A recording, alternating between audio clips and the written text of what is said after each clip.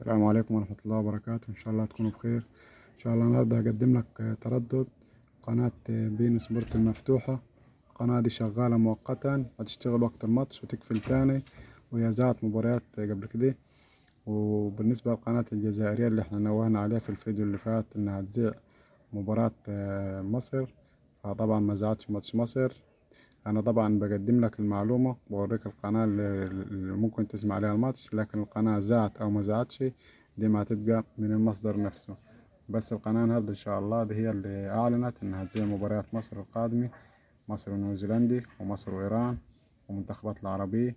القناة دي مفتوحة شغالة مؤقتا، تفتح عندك هتلاقيها ستارة سودي، بس وقت المباراة هتلاقي المباراة اشتغلت، وبعد المباراة هتلاقيها قفلت. القناة دي طبعا على النايل سات، مفتوحة من غير شفرة، تقدر تنزلها بكل سهولة. طبعا هوريك الطريقة زي ما احنا عارفين. أول حاجة تمسك الريموت، تيجي على زرار المنيو، احفظ شكل الكلمة، لأن ممكن الزرار تلاقيه في الأول أو في الآخر. تمام، مش هتفرق، بس المهم إنك تبقى عارف إن ده هو المخصص للقائمة. هتضغط عليه. طبعا أيا كان شكل القائمة عندك في الرسيفر، هتجي على كلمة التركيب زي ما تعودني. هنجي على كلمة التركيب، هنضغط اوكي. بعد ما نضغط اوكي هتخش على كلمة قائمة الترددات، هتضغط عليها اوكي.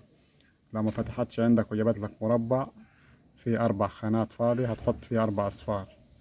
لو ما جابتلكش ودخلت على طول على الترددات كده يبقى انت تمام. اول حاجة هتعمل ايه، هتضغط على الزرار الاحمر الصغير اللي هو في الالوان.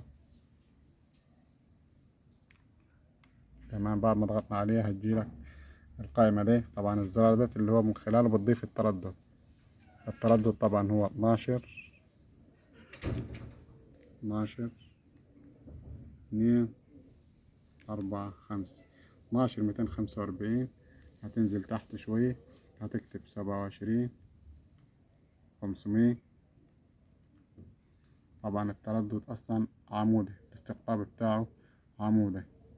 لو كان عندك جهة كلمة أفقي تقدر تبدل بالزرار معلي وطي ولا غير معاك القطبية. فالمهم هتخليها عمودي وهتروح ضاغط أوكي. تمام، لو قالك كلمة مرسل موجود تمام هيوديك على التردد على طول، هو التردد اهو. تمام، لكن لما قالكش موجود هتلاقيه في آخر الترددات من تحت. بعد ما ضفنا التردد هتضغط على أوكي. تمام، هياخد معاك علامة صح. بص هنا هيجيك علامة صح.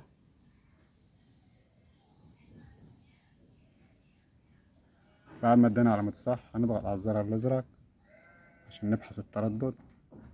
لما تيجي تبحث خلي بالك من كلمة نوع القناة، تيجي هنا هي جميع، تنزل عليه، تيجي بالزرار بيعلي أو بيوطي، بتدوس عليها هتجيب كلمة مجاني عشان ما يجيبلكش قنوات مشفرة.